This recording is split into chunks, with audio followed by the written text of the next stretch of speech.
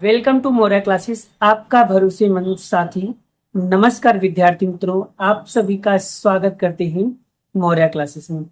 विद्यार्थी मित्रों, आज हम फिर से कक्षा 10 ऐसे सामाजिक विज्ञान पढ़ाने वाले हैं जो एग्जाम के पॉइंट ऑफ व्यू से बहुत इंपॉर्टेंट है मैडम।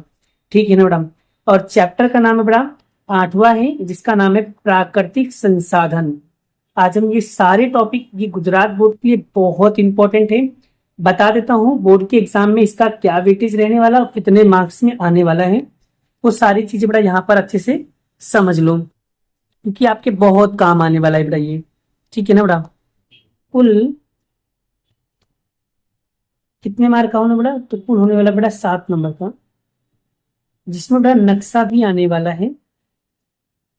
एक नक्शा आएगा, ठीक है, वो कंपलसरी बेटा इसमें से पूछेगा ही पूछेगा। और 3-3 मार्क्स के ऐसे 2 क्वेश्चन बेटा कंफर्म आएगा ही आएगा। 3-3 नंबर का पूछता ही है बेटा, तो आपको 3-3 नंबर के 2 क्वेश्चन कंफर्म आएगा ही आएगा। तो प्लीज इसे अच्छे से कंप्लीट करना। मतलब 2 क्वेश्चन आएगा, मतलब कितने नंबर का होगा बेटा, 6 नंबर। और 2 नंबर का हो जाएगा आपका नक्शा। टोटल मिला के कितने नंबर के, सॉरी, एक 6 नंबर ये होगा और 1 नंबर का नक्शा हो जाएगा, मतलब टोटल 7 नंबर का क्वेश्चन आएगा।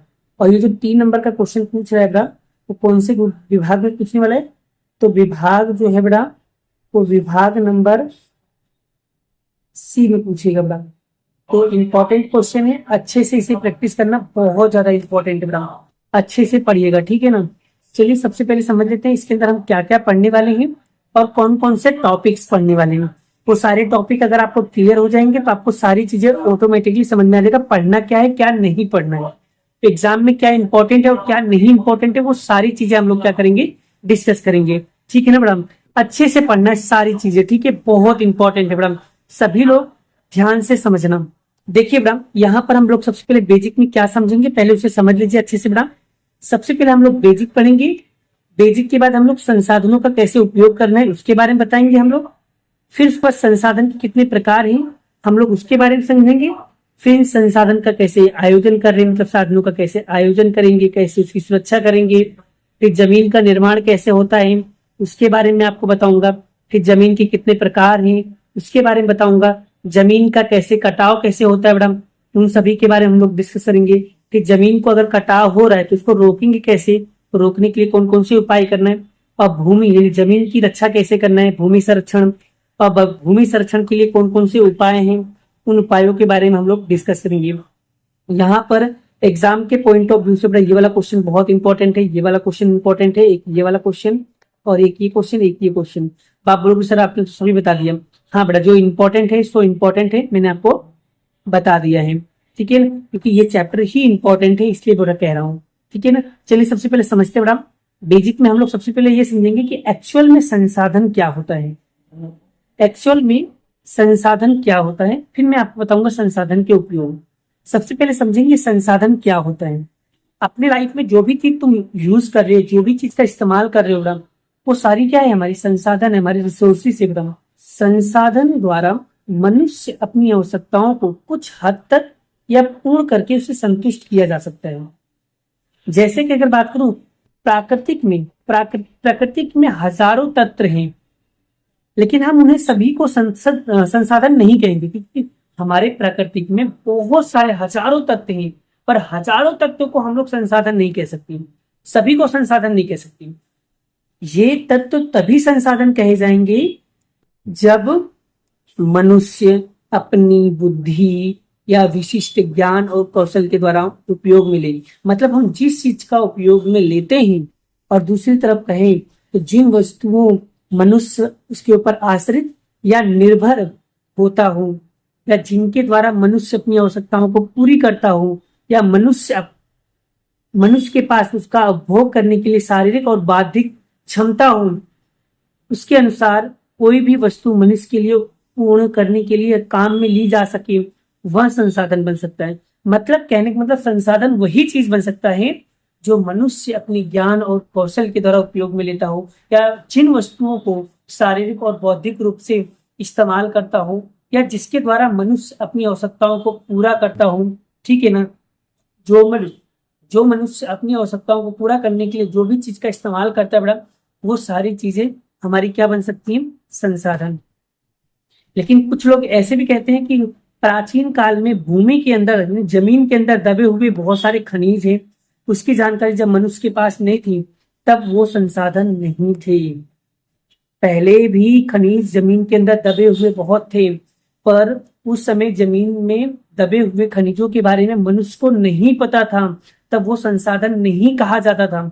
अब अब अब हम उसका उपयोग करते हैं खोद खोद के।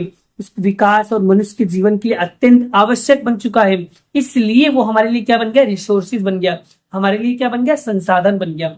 मतलब मनुष्य जिस चीजों का इस्तेमाल करता है, उपयोग में लेता है, अपनी लाइफ में यूज करने के लिए लेता है, वो सारी चीजें ही संसाधन है, बाकी कोई भी चीज संसाधन नहीं है। तो प्राकृतिक संसाधन का उपयोग कार्य करने के लिए योग्यता और दोनों गुणधर्म की आवश्यकता होती है। प्राकृतिक, मनुष्य, संस्कृति तीनों परस्पर एक दूसरे के साथ जुड़ी हुई संसाधन बन सकती हैं। ठीक है, मनुष्य जो भी चीज का इस्तेमाल करता है, जो भी चीज यूज करता है, वो सारी चीज संसाधन बन सकता है। पर मनुष्य को जिस चीजों के बारे में नहीं पता है वो चीजें संसाधन नहीं हो सकती। क्लियर बड़ा? आगे बढ़े। अभी तक बड़ा हमने संसाधन क्या होता है हमने उसके बारे में बताया। संसाधन क्या होता है अभी बता रहा हूँ बड़ा, फिर से बता दे रहा हूँ। संसाधन वो चीजें होता है जो मनुष्य अपनी लाइफ के लिए, अपने खुद के लिए किसी भी चीज का, किसी भी वस्तु का इस्तेमाल करता है, यूज करता है, उपयोग में लेता है, वह संसाधन बन सकता है। अब मैं आपको बताता हूँ कि संसाधनों का उपयोग कैसे करते हैं और कितने तरीके से उपयोग में ली जा सकती है, वो सब चीजें समझेंगे हम लोग। ठीक है, चलिए बड़ा, संसाधनों का उपयोग हम किस तरीके से कर रहे हैं ध्यान से समझते बड़ा। संसाधन अनेक तरह के उपयोगी है, मतलब बहुत सारे तरीके से उपयोगी मानी जाती है। मनुष्य जीवन के हर चरण में, हर चरण पर उसकी कोई ना कोई भूमिका हमारे ध्यान में आती है। जैसे कि कृषि करने के लिए, खेती करने के लिए संसाधन का उपयोग होता है। उद्योग प्रवृत्ति करने के लिए संसाधन का उपयोग होता है। या सभी प्रवृत्ति में अंत में चाहे प्रत्यक्ष या परोक्ष रूप से हम प्राकृतिक संसाधन के ऊपर क्या है? अवलंबित, मतलब निर्भर है। हम संसाधनों का उपयोग कहाँ करते हैं? खेती करने के लिए, उद्योग करने के लिए और सभी प्रवृत्तियों में करने के लिए उपयोग करते हैं। इसको और अच्छे से अगर हमको जानना है बड़ा, चलो हम आपको समझाते हैं संसाधनों को कितने तरीके से उपयोग में लिया जाता है। चलिए, सबसे पहले हम संसाधनों को भोजन के रूप में करते हैं। जैसे आज मैं आपको बताता हूँ, मनुष्य भोजन की आवश्यकता अलग अलग संसाधनों से पूरी करती है। जैसे प्राकृतिक रूप से होने वाला, जैसे कि खेती, कृषि जो है बड़ा, कृषि द्वारा हमको क्या मिलता है? फल मिलता है, अलग अलग खाद्य फसल मिलते हैं। और पालतू प्राणी के द्वारा हमें क्या प्राप्त होता है? तो पालतू प्राणी के द्वारा हमको दूध मिलता है उसकी बनावट के लिए, जैसे मांस, और जलाशय जैसे मछली और अन्य जलचर से, मधुमक्खी से बनाया गया मधु, मधुमक्खी से बनाया जाता है, मध बनाया जाता है। और जैसे खाद्य सामग्री के रूप में हम लोग इसका उपयोग करते हैं। अब आपको क्लियर हो गया? जैसे इंसान मछली का उपयोग कर रहा है खाने के लिए, तो वो हमारा संसाधन बन सकता है। हमने देखा होगा बहुत सारी वनस्पति जिसमें साग सब्जियां आती हैं, फल आते हैं, मधुमक्खी द्वारा जो चीजें हम मधु का यूज करते हैं खाने पीने के लिए, तो ये जो मध बनता है बड़ा, ये भी हमारा क्या बन जाता है? संसाधन। हम इस पानियों का इस्तेमाल कर रहे हैं, ये भी हमारा क्या है? संसाधन। ये जो पालतू प्राणी है बड़ा, ये पालतू प्राणी का जो हम दूध निकालते बड़ा, ये भी हमारे लिए क्या है? संसाधन। लेकिन हम संसाधन भोजन के रूप में भी उपयोगी माना जाता है। मनुष्य को अलग अलग तरीके से संसाधन प्रोवाइड कर रहे हैं।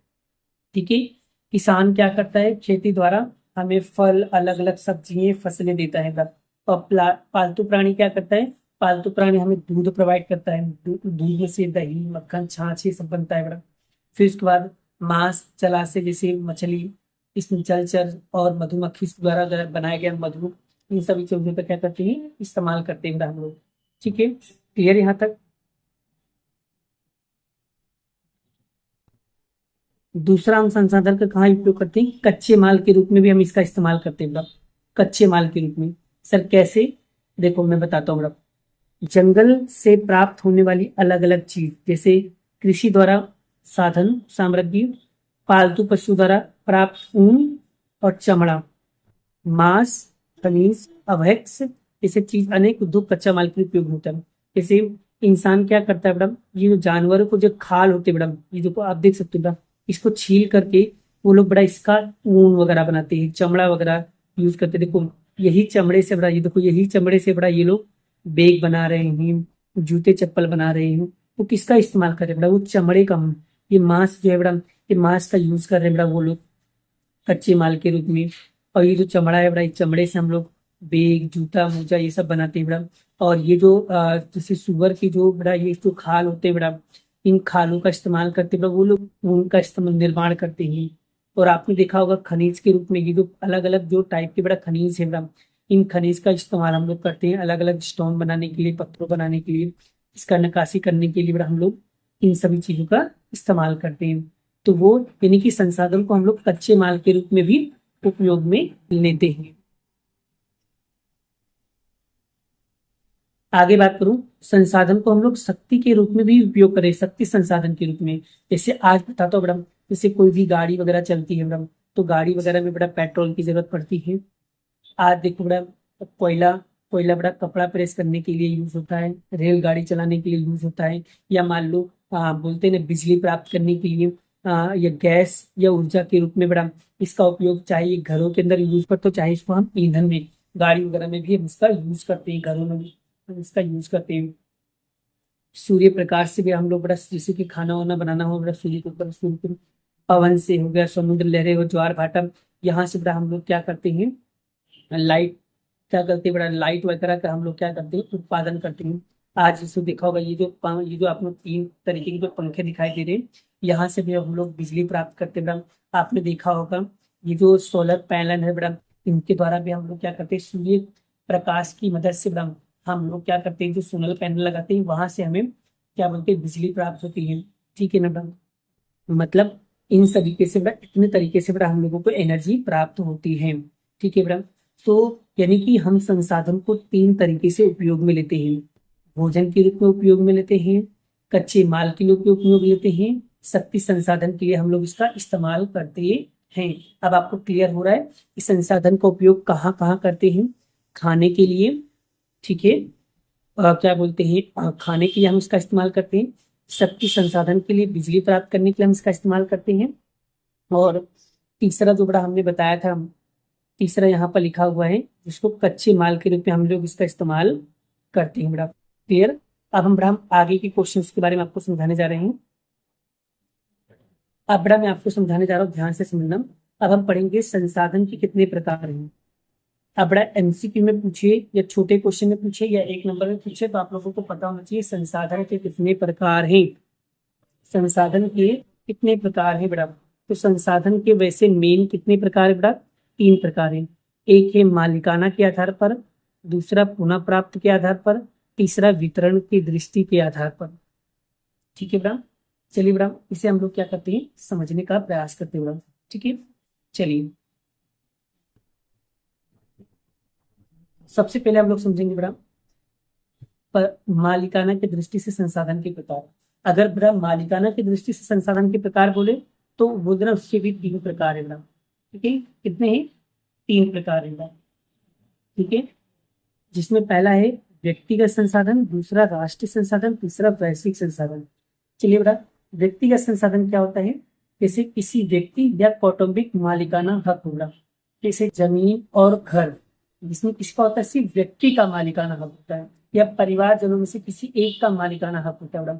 जैसे आपका घर है, तो आपका घर आपकी खुद की प्रॉपर्टी है, तो उसमें मालिकाना हक किसका होगा, मालिक कौन होगा, मालिक आप ही होगे, क्योंकि घर आपका तो मालिक भी आप हो।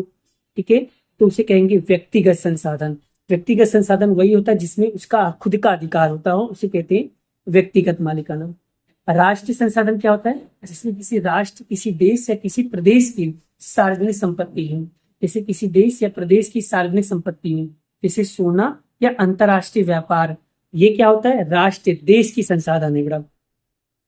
वैश्विक संसाधन मतलब संपूर्ण विश्व की ऐसी तमाम भौतिक और अभौतिक संपत्ति जिनका उपयोग मानव कल्याण के रूप में उपयोग हो रहा है, जैसे उसे विश्व के सभी राष्ट्रों की संयुक्त मालिकाना संसाधन हो, मतलब विश्व के सभी राष्ट्रों का, सभी देशों का उसमें मालिकाना हक हो, उसे कहेंगे वैश्विक संसाधन, जो सभी देशों का है इनका। ठीक है, ये मालिकाना की दृष्टि से सब। अब हम पढ़ेंगे बड़ा वितरण की दृष्टि से बात करें बड़ा, तो वितरण की दृष्टि से बड़ा कितने प्रकार है? 4। एक है सर्व सुलभ संसाधन, दूसरा सामान्य सुलभ संसाधन, तीसरा विरल संसाधन, चौथा एकल संसाधन। बड़ा विरल संसाधन और एकल संसाधन, ये दोनों ही क्वेश्चन बड़ा एग्जाम के पॉइंट ऑफ व्यू से बहुत इंपॉर्टेंट है। एग्जाम में बड़ा ये एक एक मार्क में पूछा जाता है बड़ा, तो इसे अच्छे से पढ़िएगा बड़ा। ठीक है, चलिए सबसे पहले पढ़ते हैं सर्व सुलभ संसाधन क्या होता है। वातावरण में रही हुई आयु, जो हवा है बड़ा, वो हवा को हम लोग कहते हैं सर्वसुलभ संसाधन। जैसे ऑक्सीजन और नाइट्रोजन गैस, ये सब क्या है बड़ा? सर्वसुलभ संसाधन, जिसका उपयोग हम डेली लाइफ में करते हैं बड़ा। सामान्य सुलभ क्या होता है? जो सामान्यता मिले ऐसे। कौन सी चीजें? जैसे बड़ा हमको जमीन मिल रहा है, भूमि मिल रहा है, जल मिल रहा है, गोचर मिल रहा है, ये सारी ऐसी संसाधन है जो सामान्य सुलभ संसाधन है, जो नेचुरल वे में हमको प्राप्त होता है बड़ा।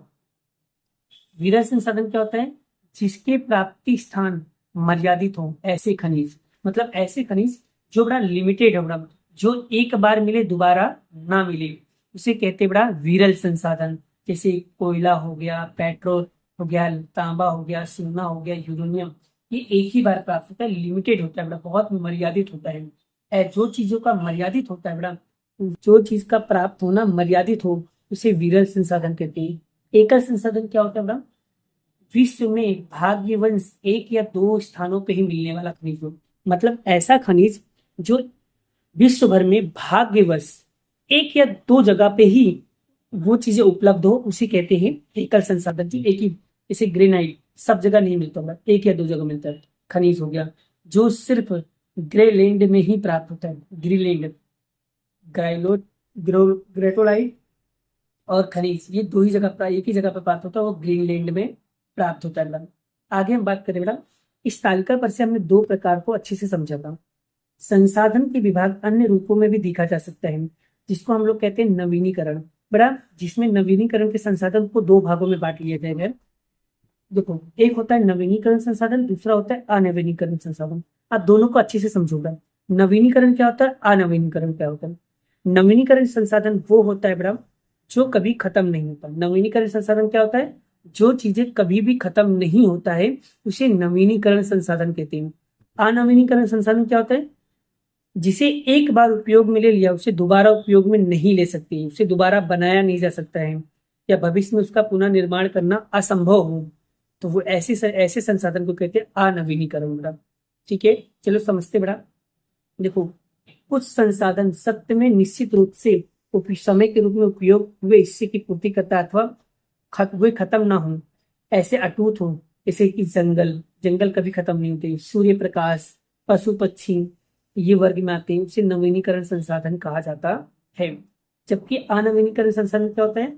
अनवीनीकरण संसाधन वो है जो संसाधन एक बार उपयोग के बाद पुनः उपयोग में ना ली जा सके, अथवा उन्हें पुनः नहीं बनाया जा सकता है, या नजदीक में भविष्य का पुनः निर्माण करना असंभव हो, उसे कहते हैं अनवीनीकरण संसाधन।